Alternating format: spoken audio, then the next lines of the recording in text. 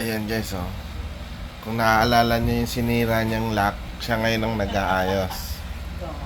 Sinira niya yun eh. Siya nagsira niyan, so siya mag-aayos niyan. At yun na nga, let's go! Manood lang kayo, 3 minutes lang to. Hindi natin sasayangin ang oras nyo. Sige, baka isa ka sa mga lucky followers natin na makareceive. Tanan, tanan, tanan, let's go! For today's vlog, ayan, nakikita nyo si Ninang na nag-aayos ng doorknob na sinira niya. Oo, sinira niya. Ayan, tinitingnan pa niya kung tama ba o mali. Kasi napanood niya daw yan sa YouTube. Oo, sa YouTube daw napanood niya. At nandito na siya sa final step.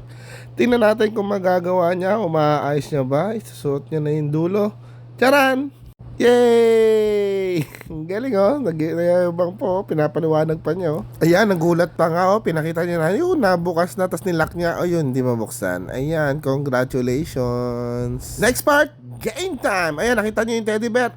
Oh, nasalo ni Ate Ran, nanalo siya ng teddy bear, congrats! After manalo ng teddy bear, nagbayad na, pinamigay na yung mga ticket. Then, sumakay na kami sa mga rides like this. Ito nga pala sa Sky Ranch. Ayan oh, medyo lulang-lula pa sila dyan. Alam nyo naman. Lagi na lang tayo naggagala. Pero enjoy naman. Ayan oh.